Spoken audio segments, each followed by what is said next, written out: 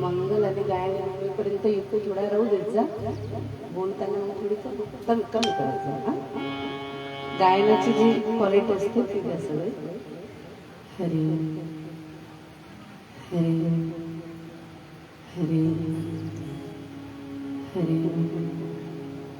हरी हरी हरी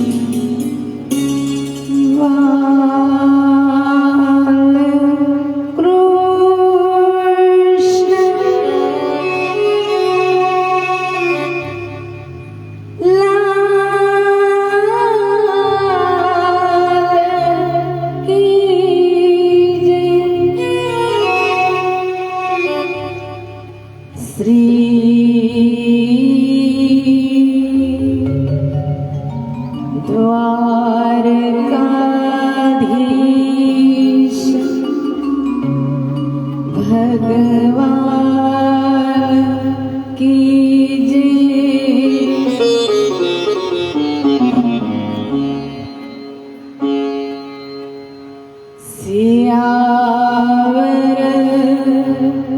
रामचंद्र भगवान की जय। पवन राजाधिराज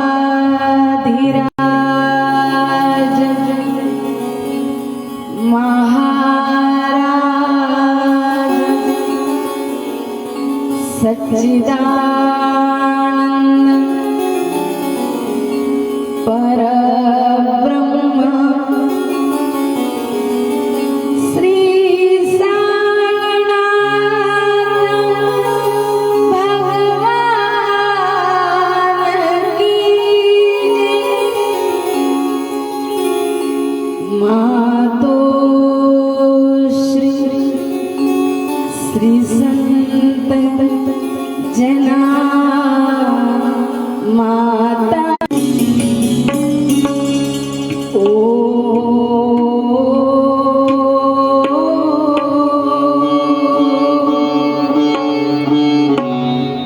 नमः पार्वती पतये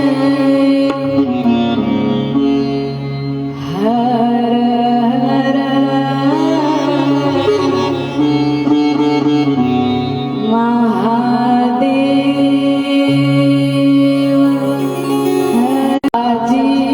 जीवनेत्रं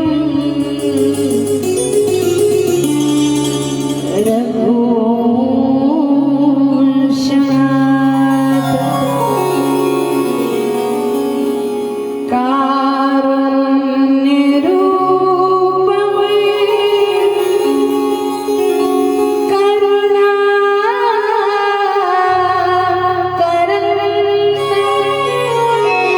जितेन्द्रियं बुद्धिमतां वरिष्ठं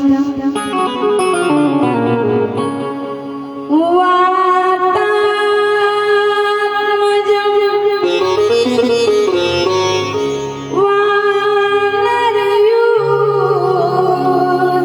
वानरयूथमुख्यं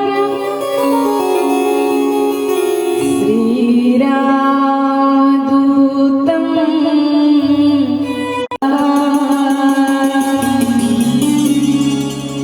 व्याप्तं येन चराचरं तत्पदं दर्शितं येन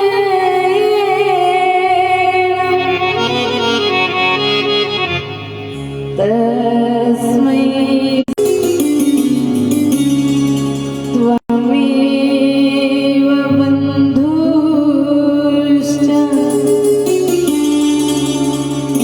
सखा त्वमेव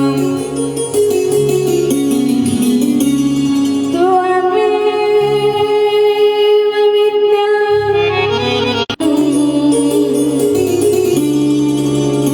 मम देव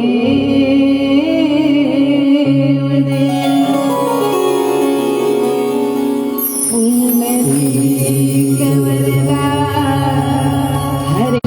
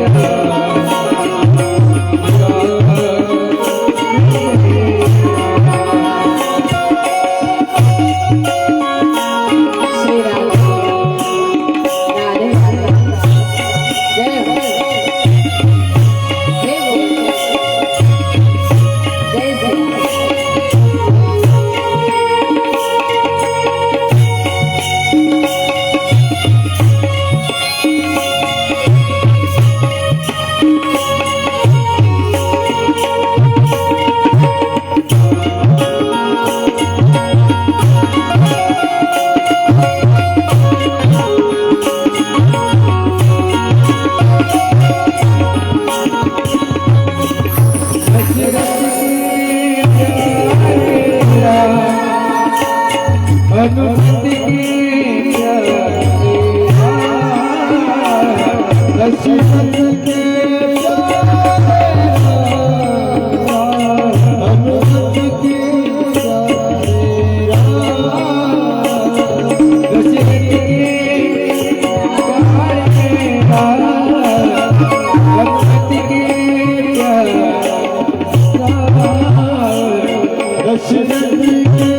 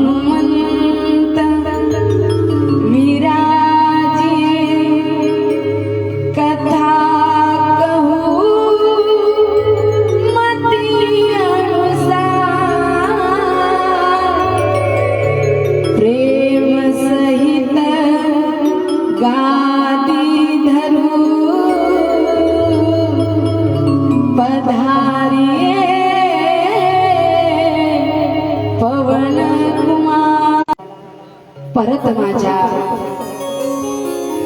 श्रोत्यांना माझ्या हृदयापासून या व्यासपीठावर कोटी कोटी प्रणाम. आणि चला आपले नाथ भगवान जे शिर्डी निवासी आहे,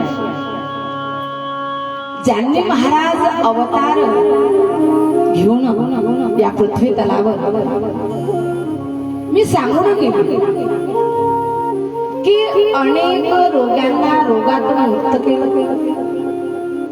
अनेक भक्तांचं संकट जे आहे हे नष्ट केलं, प्रत्येक संकटाला भक्तांना साथ दिली. एवढंच नाही तर म्हणतात की साईनाथ बाबा त्रिकाल दर्शवते. त्यांना उद्या काय होणार किंवा महिनाभरानंतर काय होणार, वर्षभरानंतर काय होणार, हे सर्व महाराज दिसत होत. आणि म्हणून ज्या ज्या भक्तांवर महाराज संकट येणार होते त्या त्या भक्तांना महाराज साईबाबा आधीच सावधान म्हणतात करत होते. नवे नवे त्या संकटाच्या वेळेला अनायशी महाराज बाबा अनेक रूप घेऊन जात होते.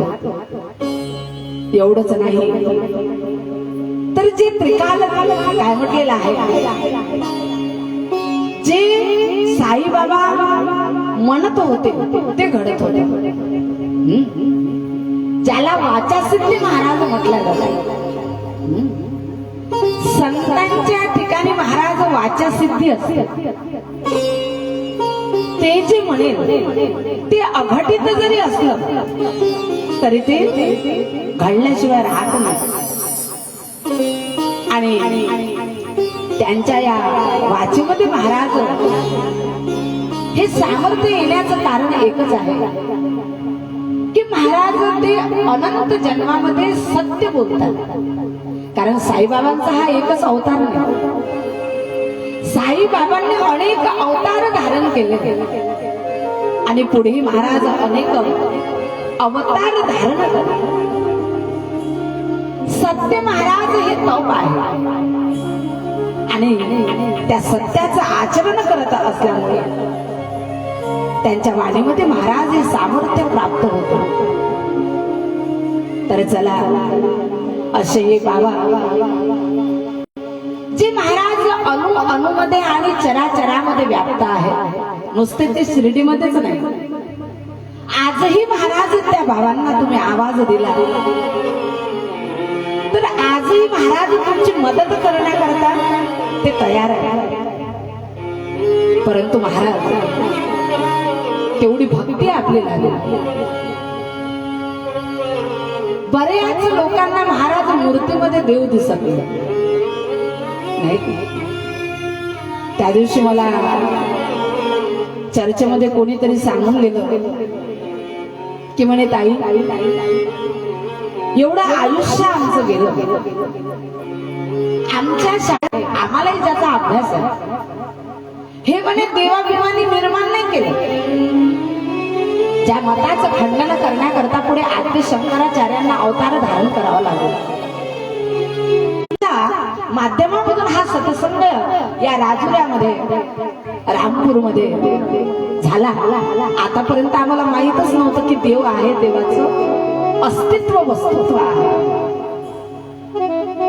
देव जर नसता विचार करत चला महाराज की कोणी तुमच्या की ज्या वेळेला तुम्ही लाईटाची बटन दाबाल त्याचा सप्लाय महाराज वायरामधून चाललेला आहे, त्या लाईटामध्ये त्या प्रकाशाचा.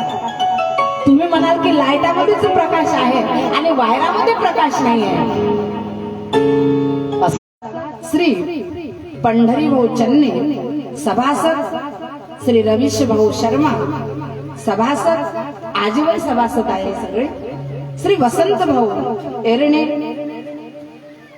सभासद श्री शंकर भाऊ उरकुडे आणि सभासद श्री सतीश भाऊ शिर्के.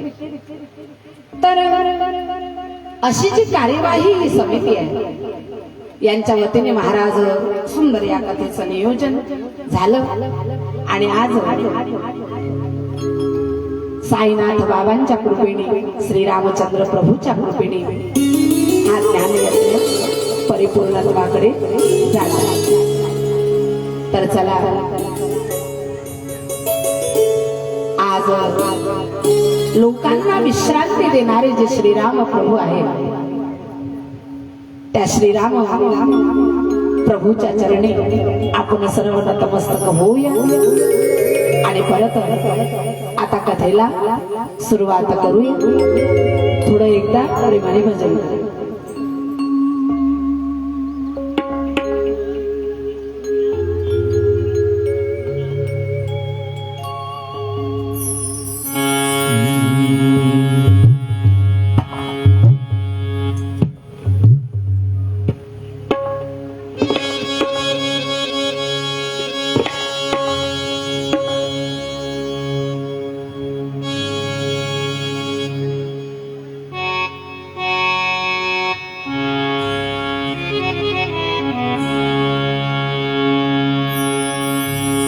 श्री राधा राधा जय जय राधा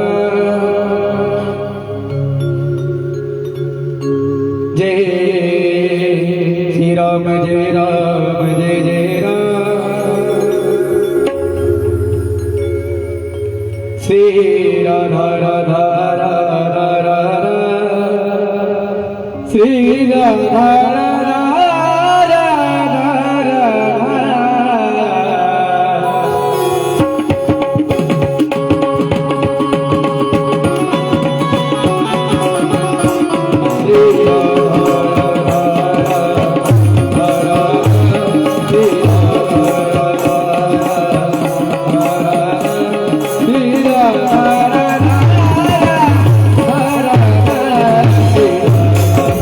Radha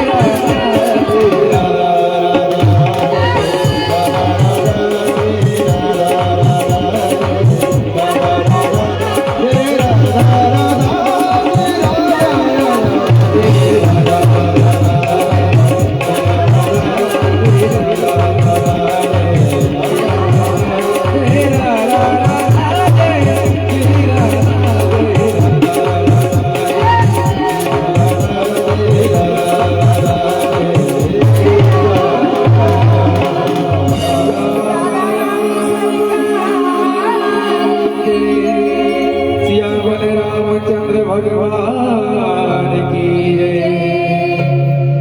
आणि चला आता मात्र श्रीरामचंद्र प्रभू जे आहे, कालपर्यंत महाराज आपण अतिशय सुंदर विषय बघितले की सुंदर भारताचं चरित्र पाहिलं.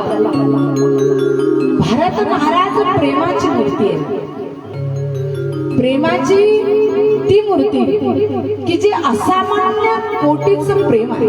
भगवंताचं अलौकिक कोटीचं प्रेम आहे आणि ती प्रेमरूपी भक्ती करणारे आमचे भरत आहे. तुलसीदासजींनी सांगितलं की भरतांचं चरित्र जे कोणी ऐकेल त्याची भगवान श्रीरामचंद्र प्रभूच्या चरण कमलावर प्रीती होईल, प्रेम होईल. आणि चला भरत निघून गेला. श्रीरामचंद्र प्रभू आज महाराज विह्वल झाले. सर्व आईंना जाताना पाहू भरताला महाराज परत परत आलिंगन दिलं. श्रीरामचंद्र प्रभू भगवंताचं देखील महाराज भरतावर अतिशय प्रेम होईल. कारण महाराज जगतामध्ये भरतासारखा त्यागवान आणि प्रेमी भक्त न कधी झाला न कधी होणार. आणि आज महाराज धूळ उडत होते तोपर्यंत भगवंत पाहत राहिले आणि शेवटी महाराज रडून दिले. श्री लक्ष्मण प्रभू भगवंताकडे पाहायला लागले, तेही रडायला लागले. सीता आई साहेब देखील महाराज भगवंताकडे पाहून रडायला लागल्या. आणि चला सर्व निघून पुढे भरत अयोध्या नगरीमध्ये गेले. पुढे महाराज चरण कमलाच्या ज्या पादुका दिल्या होत्या भगवंताने त्यांचा राज्याभिषेक केला. कारण त्या चरण पादुकाला सियाराम भरतजी समजत होते. सुंदर षोडशोपचारे पूजा झाली आणि महाराज अयोध्येच्या गादीवर या चरण पादुका स्थापित केल्या भरताने. आणि पुढे आपले प्रभू जे आहे हे मनामध्ये आपल्यामुळे गेले हा भाव अजूनही भरतांच्या महाराज हृदयामध्ये होता. आणि म्हणून वशिष्ठ ऋषी सर्व आईंना सांगितलं की मी देखील राजमहालामध्ये राहू शकत नाही. रोज तुम्हा सर्वांची भेट घ्यायला जरुरी.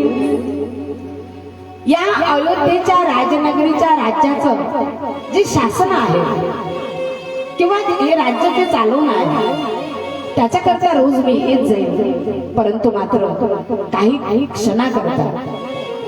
आणि म्हणून आता भरतजी नंदीग्रामच्या ग्राम या ठिकाणी महाराज राहायला लागला.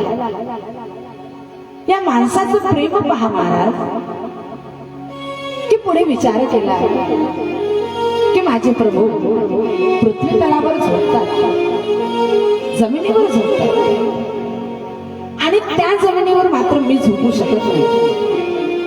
म्हणून या पुरुषाने महाराज खाली खोल गड्डा केला की जिथे भगवंत राहतात तिथे राहण्याचा माझा अधिकार नाही, मी सेवक आहे. आणि कशा प्रकारे सेवकाचं कर्तव्य आहे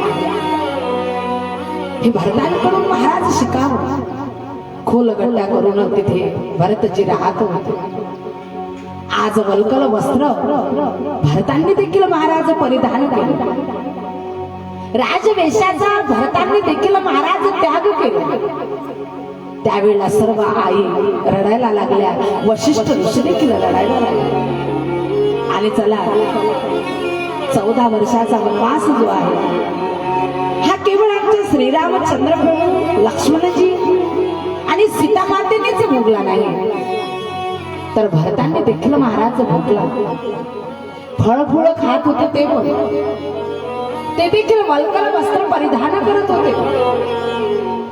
नवे नवे महाराज अत्यंत त्याग करून भरत जीवन जगत आहे. आणि चला आता मात्र इकडे या चित्रकूट या ठिकाणी भगवंत बरेच वर्ष राहिले म्हणतात. अनेक संत यायला लागले, अनेक ऋषीमुनी आणि देवी देवता इथे भगवंताचं दर्शन करण्याकरता यायला लागले. परंतु काही दिवसांनी काय झालं की अयोध्ये आणि म्हणून रात्रीच्या वेळेला महाराज श्रीरामचंद्र प्रभू त्या चित्रकूटावरून निघाले. पाहता पाहता चालता चालता पहाट झाली आणि श्रीरामचंद्र प्रभू अगस्त्य ऋषींच्या आश्रमामध्ये पोहोचले. अगस्त्य नाही, अत्री आणि अवसया माता यांच्या आश्रमामध्ये पोहोचले. ज्या अवसया माता ऐका, पातिव्रत्य महाराज कसं असावं, स्त्री पतिव्रता कशी बनावी हे जर शिकायचं असेल तर आमच्या अनुसया मातेकडून शिकावं. त्या दिवशी मी तुम्हाला सांगून गेले की त्यांच्या पातिव्रत्याच्या सामर्थ्यांनी त्यांनी ब्रह्मा विष्णू महेशाला महाराज दत्तात्रय बनविलं. एवढंच नाही तर आपल्या पटीकरी करता जी मंदाकिनी नदी आहे, जी मंदाकिनी महाराज जे कोणतं तीर्थ म्हणतात, भगवान शंकराचं तीर्थ आहे बद्रिकाश्रम भगवान विष्णूचं, आणि तिथे भगवान शंकराचं देखील धाम आहे. तर तिथे मंदाकिनी आणि अलकनंदा ह्या 2 नद्या प्रगट झालेल्या आहेत. ती मंदाकिनी स्नान करण्याकरता आपल्या पतीच्या, आपल्या पातिव्रत्याने अनुसया मातेने प्रगट केलेले आहे चित्रकूटमध्ये. चित्रकूटमध्ये कोणी गेलं का कधी? कोण गेलं हातवर करा चित्रकूटमध्ये. एवढेच लोक.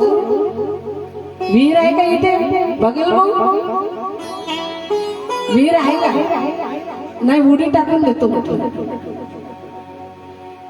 अरे तुमच्याजवळ पैसा आहे, भगवंताने तुम्हाला संपत्ती दिली, आणि म्हणून ऐका, वर्षातून एकदा आपण तीर्थयात्रा करायला गेलोच पाहिजे. कारण महाराज तीर्थामध्ये ज्या वेळेला आपण जातो, गंगेमध्ये स्नान करतो, भगवंताने जिथे जिथे अनंत लीला केलेल्या आहे त्या पक्षात सानिध्य आहे, त्या भगवंताचं दर्शन होतं, तर आपण महाराज अत्यंत पवित्र होत असतो. म्हणून आमच्या संतांनी सांगितलं की वर्षातून महाराज एकदा तीर्थयात्रा आपण केलीच पाहिजे. गोकुळला जा, वृंदावनाला जा, भक्ती जर पाहायची असेल तर जा महाराज बरसाण्याला. आज राधाराणीचं बरसाना पाहायला येतं कोणी? बरसाण्याला कोणी गेलाय? आमच्या आजकर काकूचा हात वर आहे. हा, संपत्तीचा महाराज कसा उपयोग करावा हे शिका. बरसाना पहाडावर आहे, पहाडावर राधा राणीचं जे दिव्य आणि पवित्र ठिकाण. तिथे तुम्ही ज्या वेळेला जाल त्यावेळेला महाराज भक्ती कशाला म्हटलं जाते ते समजेल. एवढे महाराज भक्तीत पागल झालेले आहे बरसाण्यामध्ये लोक, की खालून एक छोटा दगड घेतात, 2 दगड असतात, एक चरणाजवळ ठेवतात, मागे एक समोर ठेवतात, दंडवत करतात आणि तो दगड परत उचलून परत महाराज जिथे आपलं मस्तक पुरेल तिथपर्यंत ठेवतात. म्हणजे एकही थोडीशी जागा आपली बिना दंडवताशिवाय जाऊ नये. आणि असे दंडवत करता करता करता करता पहाडावर पोहोचतात. आपल्याला तर महाराज साईबाबाच्या मंदिरामध्ये इच्छा येता येत नाही. किती जण येतात रोज दर्शनाला? हात वर करून सांगा बरं. किती जण महाराज आरतीला येतात? मग कशी भक्ती करू महाराज? जा बरसाण्याला, पहा की भक्ती कशी असली पाहिजे. जिथे महाराज लोकांना कपड्याचं भाग नाही, आपला तर महाराज थोडीशी माती लागली का 17 वेळा झटकतो. ते मातीतून दंडवत करत जातात महाराज. कपडे फाटल्या जाते, मातीने महाराज पूर्ण भरल्या जाते. आणि असे साष्टांग दंडवत प्रणिपात करता करता वर बरसाण्याला पोहोचला जातो. हे आहे महाराज भक्ती. आणि ऐका, जोपर्यंत महाराज आपण देहावरच प्रेम करू तोपर्यंत भगवंतावर आपण प्रेम करू शकणार नाही.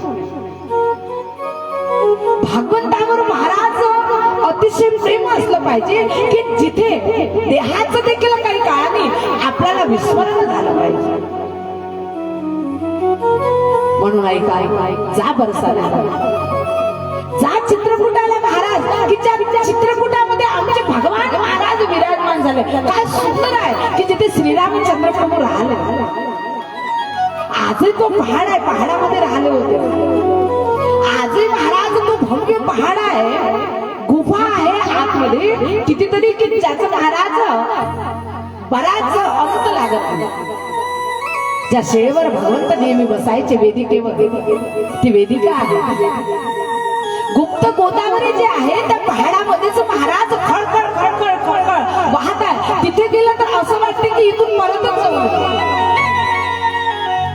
बस इथेच थांबून जावं. आणि खरंच मी जर कथाकार नसते ना, मोठेपणा म्हणून नाही सांगत, तर एक पंढरपूरला, एक तर गोकुळला, नाहीतर चित्रकूट, या 3 ठिकाणी मी माझं जीवन घालत असतो. काय पवित्र भूमी आहे महाराज. अरे जीव ओवाळून टाकावा जिथे भगवंताचं साक्षात सान्निध्याचं महाराज आपल्याला अनुभव. गोकुळामध्ये, वृंदावनामध्ये तुम्ही जाल तर महाराज तेथील कणाकणामध्ये भगवान श्रीकृष्ण परमात्म्याचा अनुभव होतो. प्रसंग वर्णन केलेला आहे की महाराज हरिदास होते, हरिदास. आणि हरिदास यांचे गुरु तानसेन होते. हरिदास जो आहे हा महाराज त्या वृंदावनामध्ये अकबर बादशाहच्या राजमहालामध्ये नेहमी गायन करायचं. आणि महाराज एवढं सुंदर गायन राहायचं हरिदासाचं की अकबर बादशाह सर्व विसरून जायचं. रोज याच्या राजमहालामध्ये महाराज ही बैठक बसायची संगीताची. एक दिवस अकबर बादशाह म्हणायला लागला की म्हणे, हरिदासजी तुम्हाला एक सांगू, तुम्ही जर एवढे सुंदर गायन करता तर तुमच्या गुरूंचं कसं गायन असेल ज्यांच्याकडे तुम्ही शिकले. आणि म्हणून माझ्या हृदयामध्ये एक इच्छा आहे की एकदा तुमच्या गुरूंचं गायन मी ऐकावं. हरिदासजीने सांगितलं म्हणे ऐका अकबर बादशाह, माझ्या गुरूंची अवस्था फार वेगळी आहे आणि म्हणून त्यांना इथे आणणं वेगळं आहे. म्हणजे इथे आणणं कठीण आहे. त्यांच्या मनामध्ये जिथे जायचं असेल तिथेच ते जातात. परंतु ठीक आहे, तुमची इच्छा आहे तर एकदा मी माझ्या गुरुदेवांना मात्र विनंती करेन तुमच्याकडून. हरिदासजी निघाले आणि महाराज रात्र झाली, दिवस निघाला आणि तानसेनेकडे आपल्या गुरुदेवांकडे पोहोचले. आपल्या गुरुदेवांना पाहिलं, कोटी कोटी साष्टांग दंडवत प्रणिपात गुरुदेवांच्या चरण कमलावर केले आणि विनंती केली. म्हणे गुरुदेव, ज्या अकबर बादशहाच्या राजमहालामध्ये मी गायन करतो, त्या अकबर बादशहाची इच्छा अशी आहे की तुमचं गायन त्यांनी ऐकावं. फक्त एकदा माझ्या अकबर बादशहाकडे चला. हरिदासजींनी विनंती केली आणि महाराज गुरु नम्र आहे, आपलं सॉरी शिष्य नम्र आहे. शिष्याचा भाव पाहला आणि आज तानसेनची तयार झाली येण्याकडे. दोघही निघाले. दिवस गेला, रात्र निघून गेली, पहाट झाली आणि हरिदासजी आपल्या गुरु समवेत अकबर बादशाच्या इथे पोहोचले. अकबर बादशाने महाराज अतिशय सुंदर स्वागत केलं, अतिशय आनंदित झाले आणि जे काही मंत्रीगण सदस्य त्या येथील महाराज, जे काही राजे महाराज होते, तर परिसरातील ते सर्वांना निमंत्रित केले की हरिदासजी यांचे गुरु आज गायन करणार आहे. ऐका महाराज, संगीत साधना आहे. संगीतामध्ये महाराज प्रत्यक्ष ईश्वर वास करतो.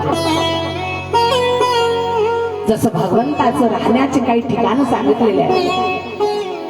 जिथे तप असेल तिथे भगवंताचं सानिध्य आहे, भगवंत राहतात प्रत्यक्ष.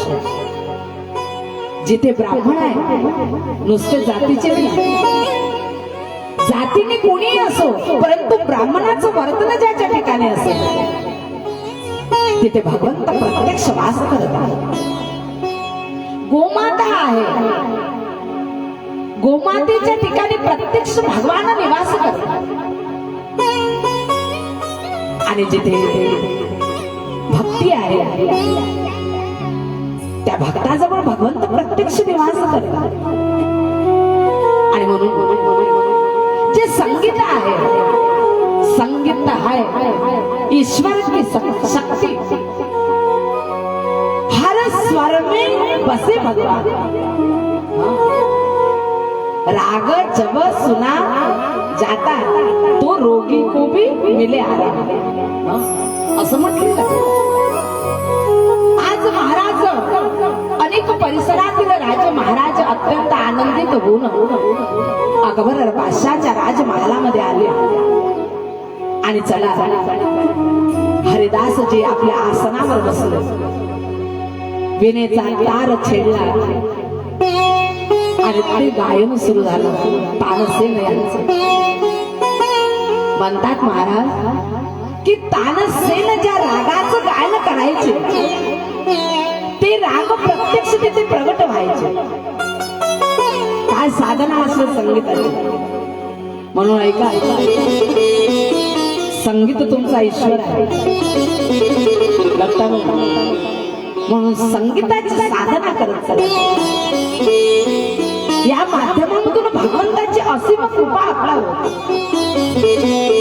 आणि एक दिवस असे काही स्वर निघेल, असा काही नाद निघेल महाराज की लोकही ऐकत आहे. त्याच्यासाठी साधना आवश्यक. काय यांची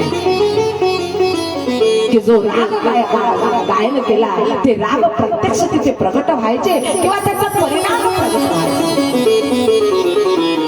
कोणता तो राग आहे म्हणे, तो गायन केला तर महाराज पाऊस पडत होता तिथे. तो दीप राग म्हणतात ना, ते गायन करायचे तर महाराज आपोआप दिवे प्रज्वलित होऊन उठायचे. तर चला तानसेन जे गायन करायला लागले आणि महाराज सर्व तेथील सभेतील जे सर्व बसलेले होते ते गायनामध्ये महाराज भावून होऊन अकबर बादशाह तर एवढा भावविभोर होऊन गेला की राग ऐकायचा महाराज. आणि एक अत्तरची बॉटल तानसेनाला तानसेन जी आहे यांना समर्पित करायचं.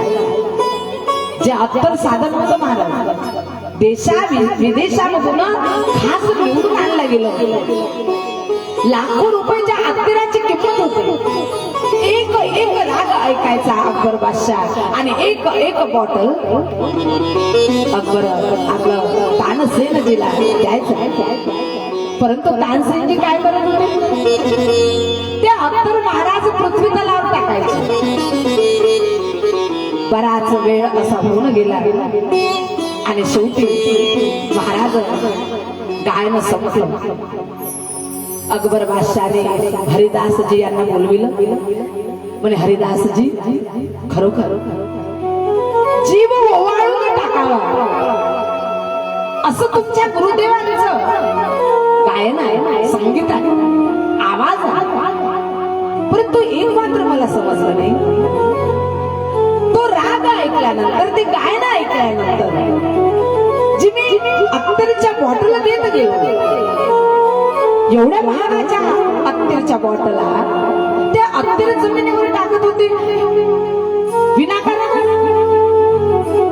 महागाचं होतं ते अत्तर,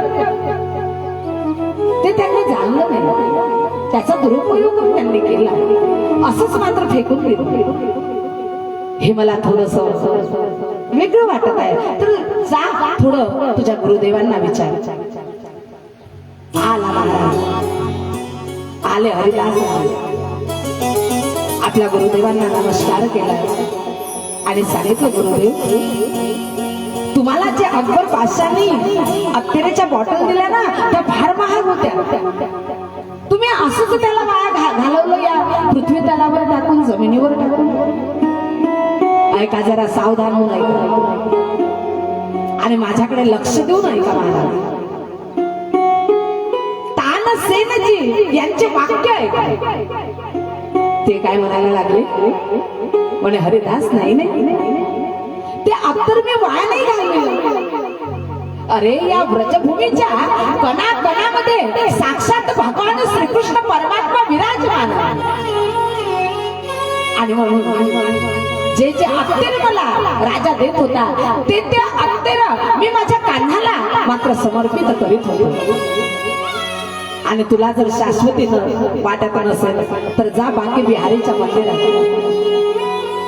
लक्षात, अकबर बादशाहला महाराज कौतुक वाटले आहे आणि स्वतः अकबर बादशाह देखील आज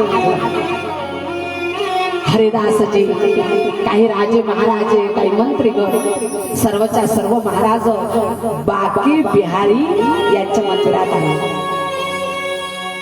आणि काय झालं होतं तिथे, ऐका काय झालं होतं. ज्या अत्तराच्या बॉटला राजाने महाराज समर्पित केले, राजा आश्चर्यचकित झाला बादशाह की हे तर मी दिलं होतं तुझ्या गुरुदेवांना. परत समोर गेले बाकी बिहारीच्या दर्शनाला, तर बाकी बिहारीच्या महाराज पितांबराचा देखील त्या अत्तराचा घमघमाट सुटला. आणि एकदम अकबर बादशाह महाराज नतमस्तक झाला भगवंताच्या चरणी. मग तर मस्त कथा ऐकू. मग काही वर्षांनी आम्ही भेटल्यानंतर, काय काकू झालं तुमच्या मुलाचं लग्न, आता मग याल का यावर्षी यात्रेला. होतही लग्न वगैरे झालं, परंतु झालं काय की जी सून मिळाली हे काही जरा बरोबर नाही. घरचे अर्धे जास्त मलाच काम करावं लागते आणि जेवून मलाच घालावं लागते मुलाला.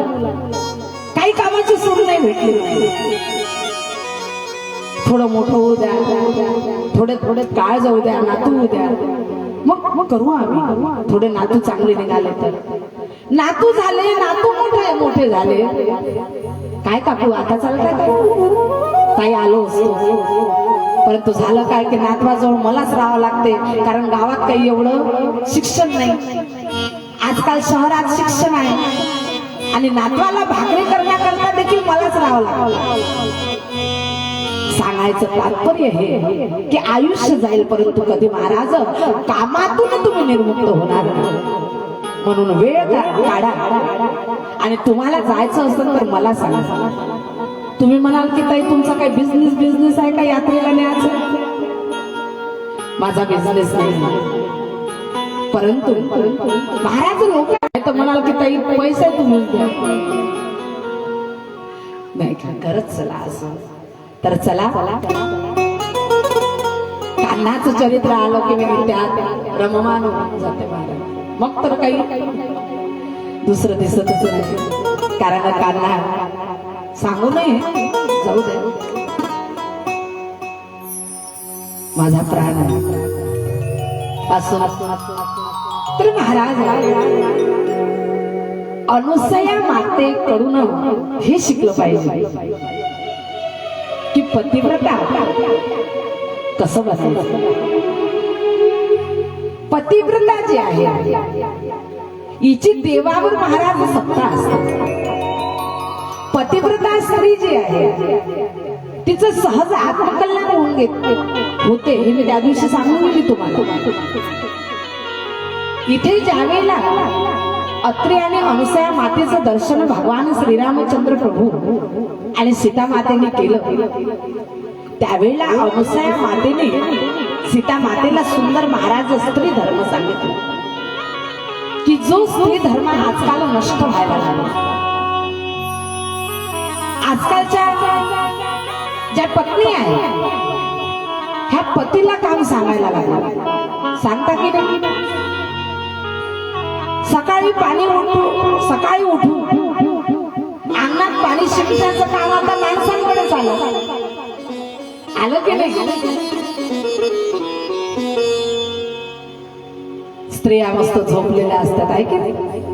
म्हणे अहो तुम्ही लवकर उठता, ड्युटीवर जायचं तरी एक काम करत जा, पाणी शिंपून देत जा अंगणामध्ये. मग हळूच सांगते की तुमच्यासाठी चहा मांडणार की नाही तर एक कप माझ्यासाठी मांडून ठेवा. स्वयंपाक करावा लागेल. तुम्ही जर महाराज पतीला असे काम सांगितले तर पातिव्रत्य तुमच्यात येईल. पती हे परमेश्वर असतात आणि म्हणून कोणत्याही स्त्रीने आपल्या पतीला कधी काम सांगून पतीची सेवा केली पाहिजे. नियम हा आहे, स्त्री धर्म हा आहे की पती झोपल्यानंतर पत्नीने झोपायचं आणि पती उठायच्या आधी पत्नीने उठायचं. ज्यावेळेला आमच्या सीता माता महाराज भगवंता सोबत होत्या पहिले श्रीरामचंद्र प्रभू झोपायचे, त्यांच्या चरण कमलाची सेवा करायच्या आमच्या सीता माता, नंतर आपण झोपायचे. लक्ष्मण प्रभू महाराज पहिले श्रीरामचंद्र प्रभूच्या चरण कमलाची सेवा करायचे, नंतर आपण झोपायचे. आणि उठताना पहिले महाराज लक्ष्मण प्रभू, सीता माता उठायच्या, नंतर श्रीराम उठायचे.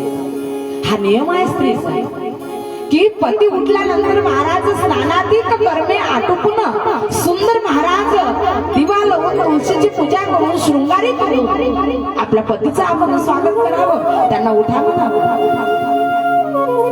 आजकाल ते काय म्हणतात बेड टी निघाली. बेड टी माहित आहे का बोल तुम्हाला? बेड टी काय शाळा म्हणते त्या अंतरुणावरच.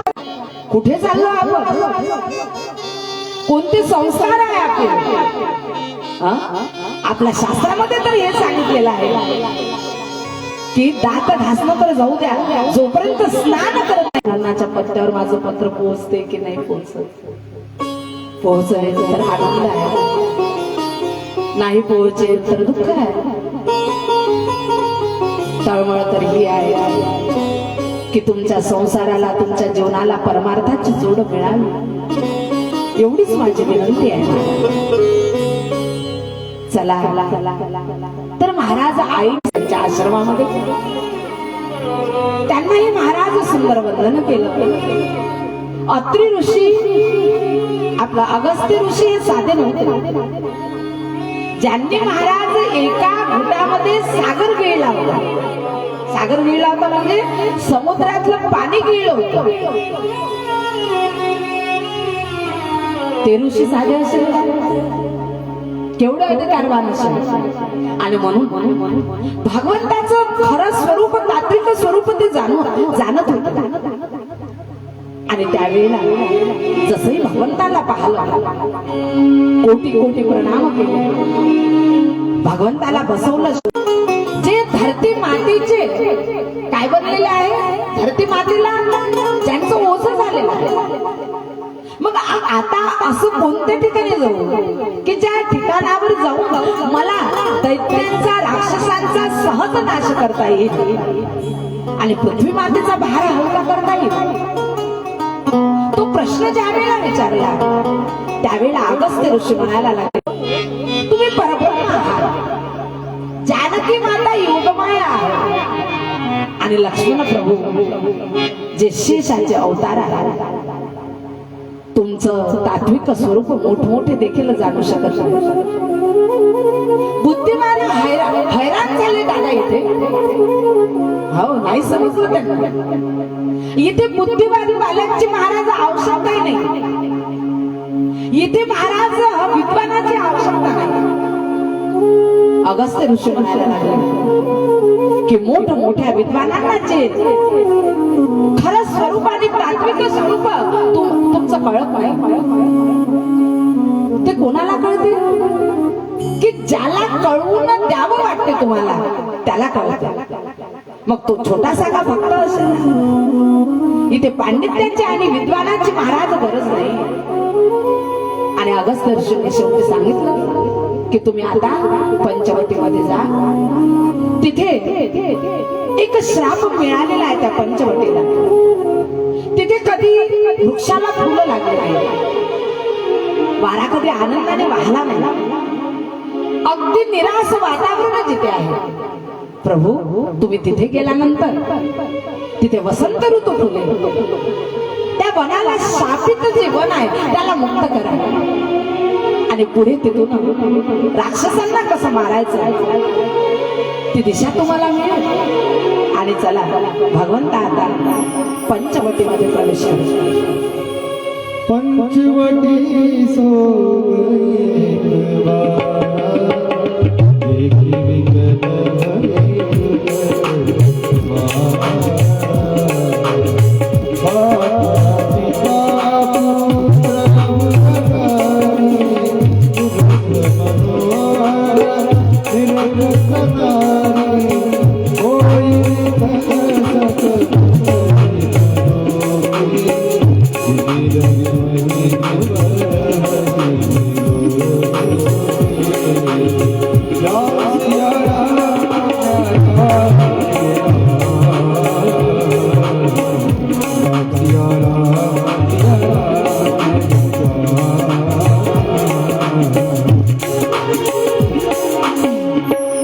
पंचवटीमध्ये भगवान ज्या वेळेला आले त्यावेळेला पंचवटी महाराज अतिशय प्रसन्न झाले.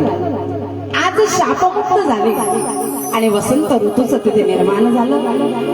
भगवंताच्या आगमनाने फळ महाराज वृक्षाला लगेच लागला. सुगंधित फुलं महाराज लगेच लागले आणि ते उगवायला लागले. अनेक पशुपक्षी महाराज इथे नाचत यायला लागले. अतिशय सुंदर पंचवटी इथे महाराज वातावरण बनलं आणि इथे देखील सुंदर 2 गोट्या तयार करण्यात आल्या. म्हणे प्रभू, तुम्ही हे काय करून राहिले की तुम्ही माझ्या गळ्यामध्ये माला टाकून राहिले? हे बरोबर नाहीये. त्यावेळेला श्री रामचंद्र प्रभूने सांगितलं की की म्हणे ऐक सीता, आता इथपर्यंत माझं अवतार कार्य झालं, आता इथून पुढे तू अवतार कार्य करता, म्हणजे जे काही आपण कार्य करणार त्या ओरिजिनल रूपामध्ये अग्निदेवताकडे गेल्या आणि आता फक्त छायारूपी सीता माता. कारण जर ओरिजिनल सीता माता असत्या, ऐका लक्ष द्या इकडे, ओरिजिनल जर सीता माता असत्या तर रावणाने ज्या वेळेला हात लावला असता आईला, त्याच वेळेला तो भस्म झाला असता. हा एवढं साधन होतं महाराज. म्हणून भगवंतानी छायेला सोबत ठेवलं सीता मातेच्या. आणि चला आता महाराज बसलेले आहे भगवान श्रीरामचंद्र प्रभू सीता माते समवेत. लाकडं गोळा करून तिकडनं लक्ष्मण प्रभू आले, लाकडं ठेवली आणि आता मात्र शस्त्राला धार द्यायला लागला. ऐका महाराज, साधक हा नुसता त्यागवानच लागत नाही, साधका करता विशेष सांगितलं इथे. तो नुसता जागृतच राहावं लागत नाही त्याला, तर महाराज कधी काम त्याच्यावर झडप घाले आणि कधी त्याचं जीवन बिघडवेल काही सांगता येत नाही.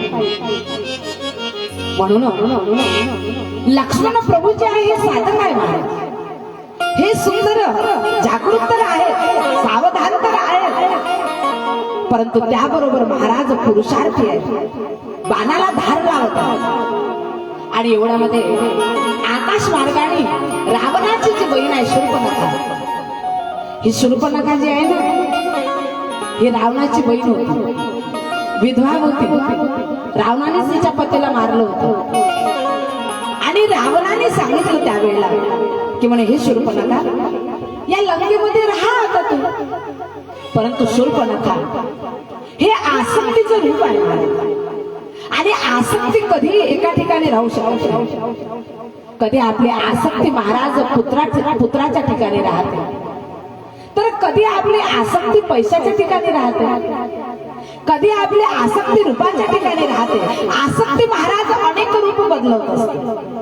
आणि म्हणून आज शूर्पणखा जी आहे आकाश मार्गाने, कारण हिने सांगितलं मी एका ठिकाणी राहू शकत नाही, मी वनामध्ये भटकत राहील.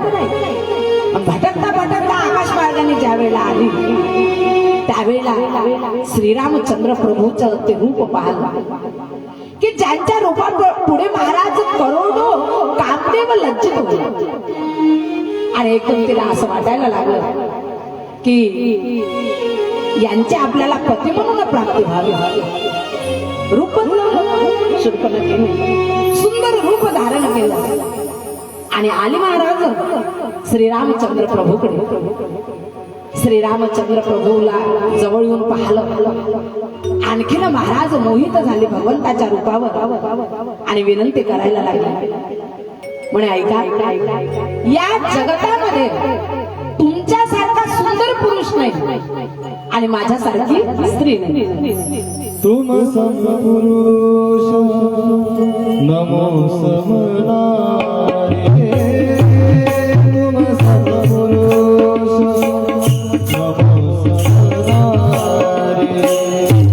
हम संयोग विधि रचे विचारे, हम संयोग विधि रचा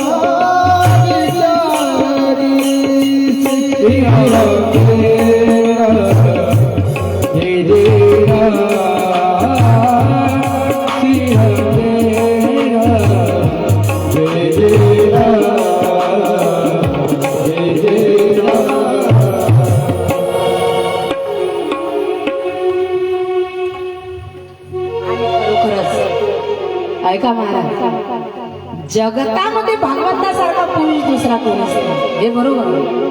नीचेसारखी स्त्री कोणीच नाही, हे बरोबर. शूर्पणखेसारखी. चला म्हणायला लागली की माझं तुम्ही पत्नी म्हणून वरण करा, माझे पती बना. त्यावेळेला भगवंत महाराज सीता मातेकडे बघायला लागला. ऐका, यातूनच संत महात्म्यांनी हे वर्म सांगितलं की शूर्पणखा ही आसक्तीचं स्वरूप आहे. ज्यावेळेला आपल्या जीवनामध्ये आसक्ती यायला लागली तर सीतामाता भक्ती आहे, म्हणून भक्तीकडे त्यावेळेला आपलं लक्ष असलं पाहिजे. म्हणून भगवंत सीता मातेकडे हिच्याकडे न बघता सीता मातेकडे बघायला लागला. आणि दुसरी गोष्ट यातील अतिशय महाराज मार्मिक सांगितले की साधकाने आपली दृष्टी नेहमी वाचवावी. दृष्टी कुठेही टाकला, दृष्टी टाकताना अतिशय विचार करून महाराज दृष्टी टाकला. कारण दृष्टी जर महाराज तुम्ही विचार करून टाकली आणि आपली दृष्टी जर वाचवली तर त्यातून तुमच्या ठिकाणी एक वेगळं सामर्थ्य निर्माण होते. आजकालचे जे मुलं आहेत यांच्या दृष्ट्या का बिघडल्या? कारण दृष्टीने चांगलं पाहुणार आहे. आजकाल महाराज टीव्ही मध्ये मोबाईल मध्ये नाही का, म्हणून दृष्टी वाचवली पाहिजे साधकांनी की ज्याला भगवंतापर्यंत पोहोचायचं आहे. चला चला चला चला आज महाराज भगवंत सीतामातेकडे पाहायला लागला. आणि यातून एक संकेत देखील आहे की पुरुषाने महाराज केवळ आपल्या पत्नीकडेच पाहावं. चांगल्या प्रकारे आपल्या पत्नीशिवाय दुसऱ्या स्त्रीकडे पाहताना त्याची दृष्टी आई समान असते पाहिजे. प्रत्येक स्त्रीमध्ये मातृत्व त्याला अनुभवायला आलं पाहिजे.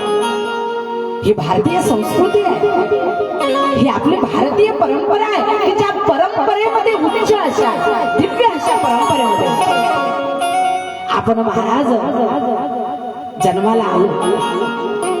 परंतु आज दुःखाची गोष्ट आहे की महाराज पुरुष स्त्रीमध्ये मातृत्व महाराज पाहू शकत नाही. दृष्ट्या बिघडल्या आणि त्यामुळे महाराज आज या कलियुगातील वातावरण अत्यंत महाराज भयंकर बनलेलं आहे की ज्याचं वर्णन या व्यासपीठावर बसून मी करू शकत नाही. चला चला चला भगवंत सीतामातेकडे पाहून शूर्पणखा सोबत बोलायला लागला की म्हणे आई माझा तर विवाह झालेला आहे, माझी पत्नी आहे माझ्याजवळ. हिने सांगितलं होतं शूर्पणखेने की म्हणे मी अविवाहित आहे, मी कुमारी आहे. वास्तविक हिचं लग्न झालं होतं, ही विधवा होती. परंतु शूर्पणखा काय करून राहिले महाराज की सत्यासमोर असत्य बोलायला लागला. भगवंत सत्य स्वरूप आहे आणि त्या सत्य स्वरूप भगवंतासमोर असत्य बोलायला लागला. भगवंताने जाणलं की हे खोटे बोलून राहिले तर आपल्यालाही असत्य बोलायला काही हरकत नाही. आणि म्हणून भगवंताने सांगितलं शूर्पणखा तो बाळ जो आहे ना तीक्ष्ण बाणाला धार देत आहे माझा भाऊ, तो की मी अविवाहित आहे. माझं तर लग्न झालेलं आहे, माझा विवाह झालेला आहे. एक काम कर त्याच्याकडे निघाली महाराज लक्ष्मण प्रभूकडे आले आणि लक्ष्मण प्रभूला म्हणायला लागला की ज्यांना मी पहिले विनंती केली होती ते तर श्याम वर्ण आहे, पण तुमचा वर्ण फार गौर आहे, सुंदर आहात तुम्ही. आणि म्हणून एक काम करा, तुम्ही माझ्याशी विवाह करा. लक्ष्मणजी विचार करायला लागले की म्हणे कमाल झाली, एवढ्या दिवसापासून अयोध्या नगरीमधून निघालो, आजपर्यंत कितीतरी लोकांची भेट झाली, पण लग्नाचा जो प्रसंग आहे आपल्या समोर कुणी नाही मांडला. लक्ष्मण प्रभू म्हणायला लागले म्हणे आई ज्यांच्याकडून तू आली ना त्यांचा सेवक आहे म्हणे मी, आणि मला रोज काय काम करावं लागते, लाकडं तोडावी लागते, कितीतरी काम मला करावं लागतं. आणि माझ्याशी जर विवाह तुझा झाला तर तुलाही हे काम करावं लागलं. म्हणून एक काम कर, त्या स्वामीकडे जा आणि त्यांचं स्मरण कर. आली महाराज परत शूर्पणखा हिचं काही प्रेम स्थिर होतं का? ती म्हणायला लागली की ते आहे तर गौरवर्ण, परंतु त्यांची पत्नी बनली तर मला काम करावं लागेल. आजकाल कामाचा खूप कंटाळा आहे शूर्पणखेचा. म्हणून तर महाराज बाया लागल्या घरी काम घरोघरी काम करायला. स्वयंपाकाचा पोळ्या लाटायचा त्रास आला. महिला आजकालच्या फक्त भाजायला फोडण्यात येते. पोळ्या करायला महाराज बाई असते. कठीण काम. परंतु ऐका, तुम्ही जे भोजन बनवता त्या भोजनामध्ये आणि तुमच्या घरी आलेली स्त्री जिला तुम्ही काम करायला लावत आहे त्या स्त्रीच्या भोजन बनविण्यामध्ये जमीन आसमानचा फरक आहे. ती महाराज काम म्हणून आणि एक पैसा मिळते म्हणून पोळ्या लागते. आणि तुम्ही ज्या वेळेला स्वयंपाक करतात त्यात भाव असते की माझ्या कृष्णाला मी भोजन देणार आहे. त्या भगवंताने व्यवस्थित भोजन केलं पाहिजे. माझे कुटुंब जे आहे यांनी चांगलं भोजन करून तृप्त झाले पाहिजे. त्यांचं शरीर पुष्ट झालं पाहिजे. त्यांची तब्येत चांगली राहिली पाहिजे. हे प्रेम आहे त्या भोजन करण्यामध्ये. म्हणून कित्येक महिला अन्नपूर्णा मातेचं स्मरण करून महाराज भोजन बनवितात की माझ्या कुटुंबाचं पोट छान प्रकारे अशी रुची आहे त्यामध्ये टाकतात की हे सुंदर भोजन करेल आणि यांचं शरीर पुष्ट होईल. म्हणून ऐका, बायांना पोळ्या करायला लावू नका. काय काय सांगावं महाराज, मोठं कठीण काम झालं. चला असं तर हे म्हणायला लागली म्हणे ते तर सेवक आहे, तुम्ही स्वामी आहे, काम करायला मला जमणार नाही. ऐका ऐका तुम्हीच माझ्यासोबत विवाह करा. भगवंताने पाहिला की हिच्यामध्ये किती क्षमता आहे सहन करण्याची. रूप तर फार सुंदर घेऊन आली ही आसक्ती. आणि महाराज 2, 4, 5, 7 चक्रा हिला घालायला लावल्या. लक्ष्मण प्रभू यांच्याकडे पाठवत होते, श्रीरामचंद्र प्रभूकडे, आणि श्रीरामचंद्र प्रभू लक्ष्मण प्रभू.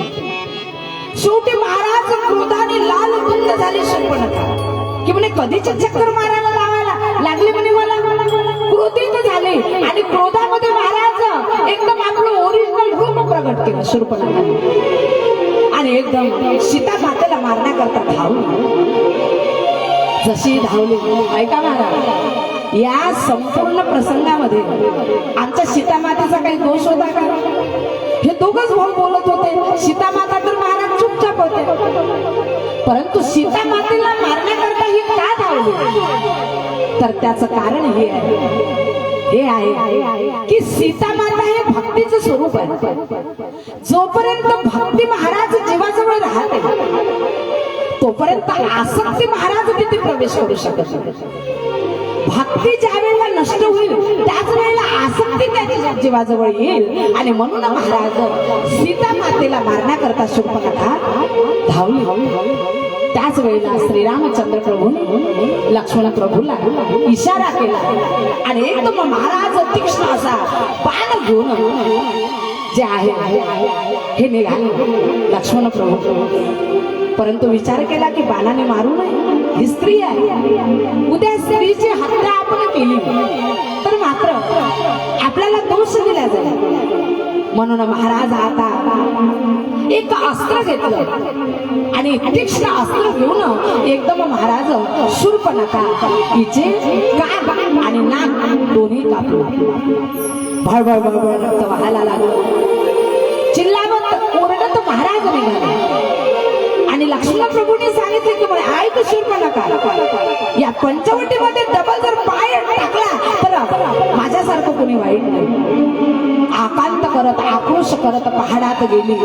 नाकातून अशा रक्ताच्या धारा निघाल्या जसं महाराज गिरूचा प्रभाव. आणि आता मात्र आपल्या भावाजवळ गेली. खरदूषण जो आहे यांच्याजवळ, ज्यांच्याजवळ 25,000 सैन्य आहे, आकांत करत भावाला म्हणायला लागले की तुमच्या सारखे भाऊ असून माझी अशी अवस्था. भाऊ म्हणायला लागला कोण केली तुझी अशी अवस्था आणि का केली? इथे खोटी बोलली. म्हणे ऐका त्या पंचवटीमध्ये 2 राजकुमार आलेले आहेत आणि मी तर तिथे पाणी पिण्याकरता गेली होती. परंतु त्या राजकुमारामध्ये जो लहान होता त्याने माझे नाक कान काटले, कापले. खरदूषण जो आहे अत्यंत क्रोधित झाला महाराज आणि 25,000 सैन्याला घेऊन या पंचवटी जवळ आला. भगवान श्रीरामचंद्र प्रभू म्हणायला लागले की म्हणे लक्ष्मणा तू सीतेजवळ राहा, मी मात्र यांना पाहून घेतो. लक्ष्मण प्रभू म्हणे की तुम्हाला काहीच आवश्यकता नाही, तुम्ही इथे थांबा, यांना मीच पाहतो. आणि शेवटी महाराज श्रीरामचंद्र प्रभू लक्ष्मण प्रभू दोघेही आले आणि खरदूषणाला मारलं, सैन्याला मारलं, सर्व मृत्युमुखी पडले. आणि आता ज्यावेळेला महाराज शूर्पणखाला हिंमत नव्हती पंचवटीमध्ये प्रवेश करायची, आकाशातून बाहेरूनच पाहिलं की माझे जे भाऊ आहेत त्यांना मारलं. त्यावेळेला आता विव्हळत शूर्पणखा लंकेमध्ये गेले. रावण महाराज त्रिकुट पर्वतावर उच्च अशा सिंहासनावर सुवर्णाच्या बसलेला आहे. सुवर्ण नगरी आहे लंका नगरी, जिथे महाराज अनेक मंत्रीगण, अनेक सभासद, अनेक राजे महाराजे आणि पुत्रासहित हा बसलेला आहे. काही महाराज स्त्रिया सुंदर मनोरंजन करीत त्या रावणाचा महाराज नृत्य करून त्याचं मनोरंजन करीत जय जयकार करत आहेत. आणि अशा वेळेला ही शूर्पणखा जी आहे ही महाराज आली आणि रावणाला म्हणायला लागली की म्हणे रावणा हे सर्व बंद कर. तिच्या नाकातून महाराज अजूनही रक्त वाहत होतं, प्रवाहित होत होतं. रावणाने महाराज सर्व स्त्रियांना स्तब्ध ठेवायला सांगितलं. आणि आता ऐका महाराज, तुलसीदासजी महाराज जे आहे कधी कधी असुरांच्या वाणीतून देखील महाराज धर्म बोलवून घेतात. आणि आता शूर्पणखा जी आहे ती रावणाला महाराज धर्म सांगायला लागला की म्हणे हे रावणा, अरे ज्याच्या राज्यामध्ये आणि ज्याच्या शासनामध्ये धर्म राहत नाही त्याचं राज्य आणि शासन टिकत नाही. ज्याच्या जीवनामध्ये नीती राहत नाही त्याचं जीवन टिकत नाही. ज्याच्या ज्ञानामध्ये अहंकार असतो त्याचं ज्ञान टिकत नाही. ज्याच्या जीवनामध्ये दारू आले असेल त्याचं जीवन टिकत नाही. आणि ज्याच्या विद्येमध्ये अहंकार आला असेल त्याची विद्या टिकत नाही. आणि ऐक रावणा, तू स्वतःला श्रेष्ठ समजतो, परंतु जगतामध्ये बरेच काही श्रेष्ठ, बऱ्याच काही श्रेष्ठ वस्तू आहेत.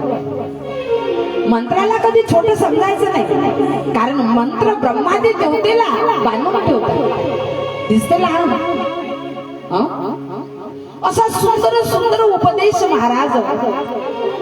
गुरुला कधी छोट समजायचं नाही की जे गुरु परमात्म्याची प्राप्ती करून देतात. फार सुंदर उपदेश. आणि चला त्याच्यानंतर महाराज रावणाला सांगितलं. रावण म्हणायला लागला की ते उपदेश जाऊ दे म्हणे शूर्पणखा, मला सांग तुझे नाक कान कोण काटलेले आहे, कोण कापले. म्हणे आई तेच सांगू राहिले म्हणे मी पंचवटीमध्ये 2 राजकुमार आलेले आहेत जे फार अधिकारवान आहेत. मी तिथे गेली असताना रावणाची बहीण म्हणून माझा अशा प्रकारे छळ केला गेला. एवढंच नाही तर माझ्या भावांना खरदूषणाला मारला गेलं. असं म्हटल्याबरोबर रावण महाराज स्तब्ध झाला. सांगितलं म्हणे ठीक आहे तू थांबून जा लंकेमध्ये. आणि आज महाराज सर्व सभा थांबून रावण जो आहे हा आपला शयनगृहामध्ये गेला. रात्रीची वेळ आहे. रात्रभर विचार करत आहे रावण की खरदूषण जे आहे हे तर माझे भाऊ होते. जेवढं बल माझ्यामध्ये आहे तेवढं बल माझ्या भावांमध्ये होतं. आणि त्यांना मारण्याचं काम केवळ प्रभूच करू शकत होते. काय प्रभूचा अवतार झाला. थोडासा बदल सांगितला तुलसीदासजी महाराजांनी इथे रावणामध्ये. काय प्रभूचा अवतार झाला, काय ते अवतरित झाले.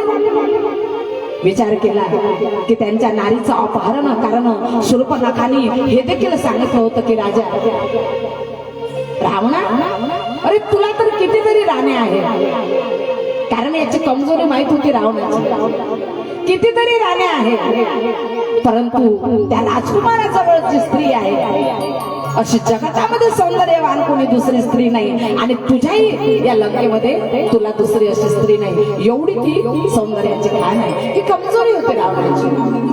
आणि म्हणून रावणही ते विचार करायला लागला की म्हणे मी त्या स्त्रीचं अपहरण करणार.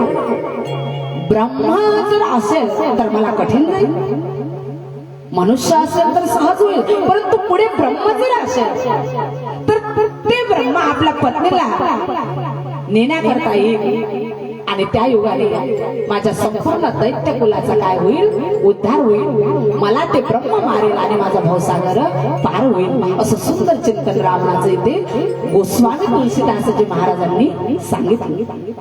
आणि चला इकडे महाराज रात्र निघून गेली, पहाटे झाले, आणि रावण महाराज मंत्रमय युक्त अशा रथावर आरूढ झाला. अत्यंत वेगाने महाराज रथ चाललेला आहे, आणि तो रथ आता मारीच याच्या जवळ आलेला आहे.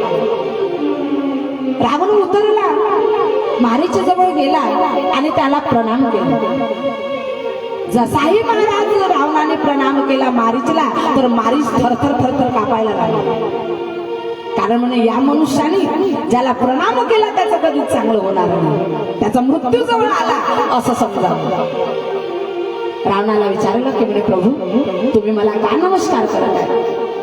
म्हणे ऐक मारीच, मला पंचवटीमध्ये जायचं आहे. 2 राजकुमार आहे आणि त्यातील एका राजकुमाराची पत्नी जी आहे म्हणतात अतिशय सौंदर्याची खाण आहे, म्हणून मला तिचं अपहरण करायचं आहे. परंतु तिचं अपहरण करण्याकरता मला तुझी गरज आहे. तुला सुवर्ण मृग बनायचं आहे. याला सोन्याशिवाय दुसरं काहीच दिसत नव्हतं महाराज. कोणाला? रावणाला. त्यावेळेला मारीच्या आणखीन थरथर कापायला लागला. म्हणे कोणाची गोष्ट करत आहात तुम्ही? म्हणे ते अयोध्याचे जे राजकुमार आहे वनवासी त्यांची आणि त्या श्रीरामाच्या पत्नीची. म्हणे रावणा तू पाहिला आहे त्या श्रीरामचंद्र प्रभूला आणि लक्ष्मण प्रभूला? म्हणे नाही. तर म्हणे ऐक मी पाहिलेला आहे. ज्यावेळी आम्ही विश्वामित्रांच्या यज्ञाचा नाश करण्याकरता गेलो होतो, अमंगल द्रव्य टाकण्याकरता, त्यावेळेला त्या श्रीराम प्रभूंनी मला बिना फिनाचा बाण मारला आणि 400 कोस त्या योगाने मात्र मी इथे येऊन पडलो. आजही मात्र मी जिकडे पाहतो तिकडे तिकडे श्रीरामच दिसतात, अशी माझी स्थिती झाली. म्हणून हे रावणा, तुला जर मंदोदरीचं सौभाग्य कायम ठेवायचं असेल तर हे विचार सोडून दे आणि तू मात्र इथून निघून दे. परंतु तुम्हाला असं वाटते का रावणाला हा सल्ला पटला असेल? नाही पटला मला. कारण चांगला सल्ला पटण्याकरता चांगला विचार पाहिजे. आणि चला रावण शेवटी म्हणायला लागला की मला उपदेश देऊ राहिला तू, चालतो की नाही माझ्यासोबत?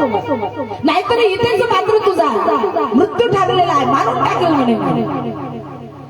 आता मारीच विचार करायला लागला. म्हणे ओहो हा रावण मला मारेल, आणि तिकडे गेलं तर तिथे माझा मृत्यू आहे. परंतु हा जो रावण आहे हा मूर्ख रावण आहे, हा पापी रावण आहे, हा कामी रावण आहे. याच्या हाताने जर मी मेलो तर माझी अधोगती होईल, परंतु श्रीरामाच्या हाताने जर मी मेलो तर माझा बेडा पार होईल. ज्यांच्या मागे वेग धावतो ते प्रभू माझ्या मागे धावे. नाचायला लागला महाराज, हा मनुष्य नृत्य करायला लागला महाराज. आणि चला तयार झाला. हरणाची आहे का झाकी? नाही आहे वाटते, बरोबर. आणि महाराज आले पंचवटी जवळ. इकडे भगवंताने जाणलं की रावण आलेला आहे, आणि आपण जर इथून निघून गेलो नाही तर रावण इथपर्यंत येऊ शकणार नाही. सीतामातेला सांगितलं की चला आपण थोडं बाहेर बसू. लक्ष्मण प्रभू, सीतामाता आणि तिघही महाराज बाहेर बसले. एवढ्यामध्ये हे जे हरिण आहे सोन्याचं, ते उड्या मारत महाराज चालले. ऐका, या हरिणाकडे श्रीरामचंद्र प्रभूचंही लक्ष गेलं आणि लक्ष्मण प्रभूचंही लक्ष गेलं. केवळ सीतामातेचं लक्ष गेलं. काय लक्ष गेलं सीतामातेचं? कारण मारीच जे आहे हा रूप बदलून आला होता महाराज, नाही का? आणि ज्या आमच्या सीतामाता होत्या ह्या रूप बदलवलेल्या होत्या, ह्या काही ओरिजिनल थोडी होत्या. आणि म्हणून महाराज फक्त आईच लक्ष त्या हरणाकडे गेलं आणि भगवंताला आता म्हणायला लागल्या, बोट दाखवून की म्हणे अहो ते मृग पहा केवढं सुंदर आहे, त्याची जी वरची कातडी आहे हे सुवर्णाप्रमाणे दिसत आहे.